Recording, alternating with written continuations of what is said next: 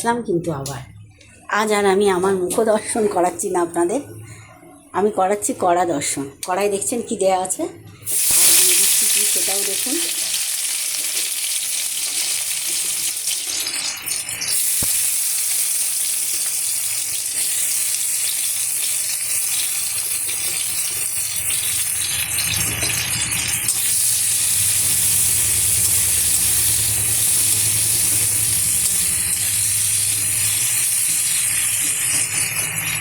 দেখুন আমি এখন কী রান্না করবো, এটা মশলাটা তো দিচ্ছি পরপর, তারপরে আমার সাথে থাকুন, আমি দেখাচ্ছি যে আমি কী রান্না করব এটা দিয়ে।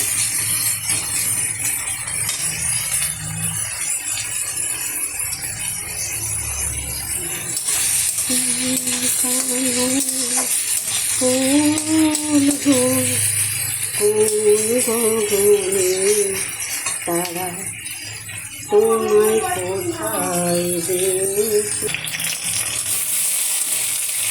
দিয়েছি রসুন বাটা, আর দেখছেন একটা সুন্দর টমেটো দিয়েছি, ভিতর কাঁচা উপর লাল। এইগুলো কিন্তু তেল দিয়ে পাকানো টমেটো, যা গলতে চায় না।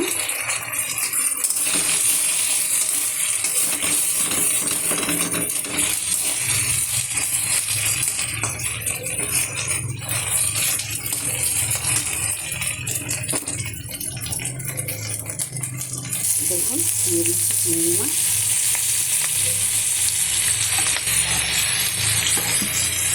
দারুণ বড় বড় চিংড়ি মাছ নিয়ে আসছে। ওল দিয়ে না বলেই ফেললাম, মুখ দিয়ে বেরিয়ে গেল। আমি ভাবলাম লাস্ট অবধি রেখে দেবো, যে ভাব দেখি রান্না করে একটু দেখি, সেটা না, আমি আপনাদের বলেই ফেললাম যে ওল দিয়ে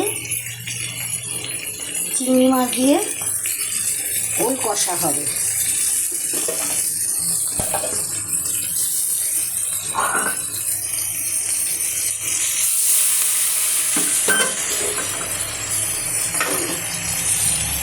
সরে গেছে হাত, ঢেকে গেছে, নেতাটা দেখতে পেলেন। এই যে হচ্ছে চিংড়ি মাছ সুন্দর করে কষিয়ে নিচ্ছি, একটু কষানোটা হয়ে যায়। এইভাবে চিংড়ি মাছ দিয়ে যদি মশলা পেঁয়াজের সাথে বিশেষ করে কষান, দারুণ সেন্ট হয়। তরকারি এখানেই হয়ে যাবে, আপনার আর কিছু লাগবে না। এর মধ্যে কাঁচা ওল দিন আর কাঁচা সবজি দিন, দিয়ে জল দিয়ে দিন, সে স্বাদ আর নষ্ট হবে না। এই যে মশলাটা কষা হচ্ছে, এই স্বাদই পুরোটাই আপনাকে সঙ্গ দেবে। সে সবজি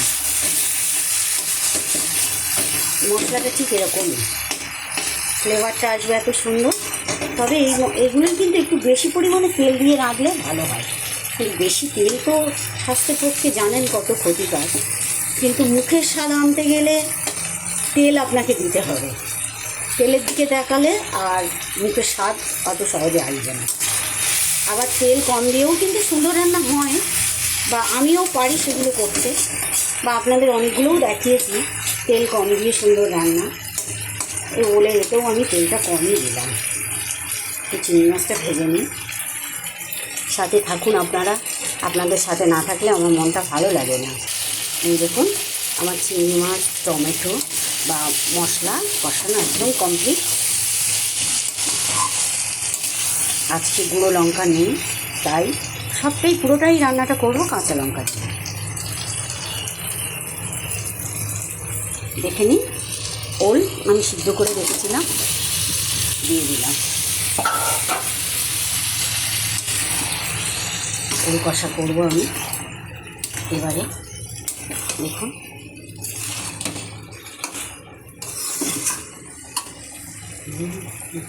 এই দেখুন ওল কষছি, দেখেছেন?